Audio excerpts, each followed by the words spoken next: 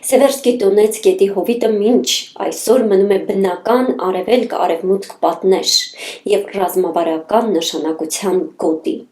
2022 թվականից ի վեր Ռուսաստանը ծանր մարտեր է մղում այս տարածքներում,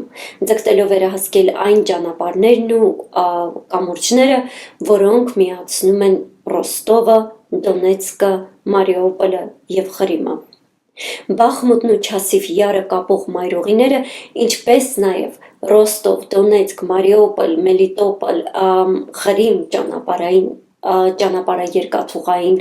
առանցքը մնում են Ռուսաստանի մատակարարման հիմնական ողնաշարը։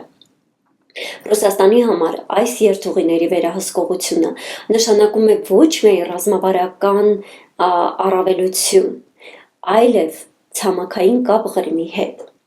Այլ կերպ ասած, Մոսկվան ձգտում է հարավային Ուկրաինայի միջով ստեղծել մշտական կապ Ռուսաստանի և Ղրիմի միջև։ Սա Մոսկվայի համար կենսական օղակ է։ Այն հնարավորություն է տալիս տեղափոխել զորքեր և պաշարներ առանց ապավինելու փխրուն Կերչի կամրջին և ապահովում է Ղրիմի ջրի և մատակարարման համակարգերը։ Առանց այս ցամաքային ճանապարհի Ղրիմը դառնում է խիստ խոցելի, մատակարարումները բարդանում են, շարժումները սահմանափակվում են և թերակղզին կտրվում է Ռուսաստանի ռազմական և տնտեսական շղթաներից։ Իսկ այդ ճանապարհով, հակառակը, Ղրիմը ամուր կապվում է Ռուսաստանի և նրա ռազմական մեքենայի հետ։ Երկրորդ կարևոր ուղին Սև ծովի նավագնացության ուղիներն են։ Ուկրաինան աշխարհի խոշորագույն հացահատիկ արտահանող երկրներից մեկն է։ Ուկրաինական ցորենն ու եգիպտացորենը կերակրում են ոչ միայն Եվրոպային, այլև Աֆրիկային և Մերձավոր Արևելքին։ Երբ այս ուղիները փակվում են, հացի գները աճում են ամբողջ աշխարհում՝ Կահիրեից մինչև Յոհաննեսբուրգ։ Երևի կհիշեք, թե ինչպես պատերազմից հետո Ռուսաստանը փակեց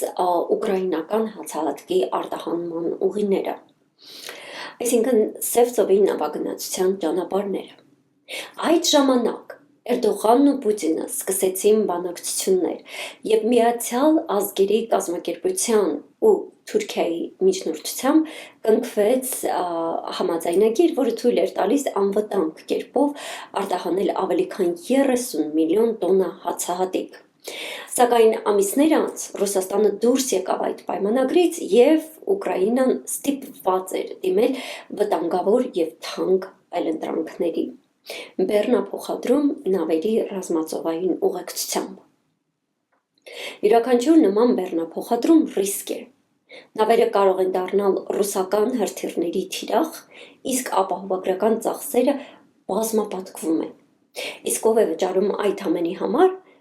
Մեծ հաշվով սպառողը Աֆրիկայում, Մերձավոր Արևելքում կամ աշխարհի ցանկացած այլ անկյունում։ Այդ սպառողները գուցե չիմանան, թե որտեղ է Ուկրաինան կամ ինչ է կատարվում այնտեղ, բայց իրենց սեղանի հացի գնի աճը անմիջականորեն ցույց է տալիս պատերազմը չի սահմանափակվում մեկ երկրի սահմաններով, և Ուկրաինայում տեղի ունեցող իրադարձությունները հանգեցնում են պարենային անվտանգության հետ կապված լրջագույն խնդիրների աշխարհի տարբեր ծայրերում։ Եվ վերջապես Ռուսաստանի համար առանցքային ուղիներն են Դոնբասի և Հարավի երկաթուղիներն ու մայրուղիները։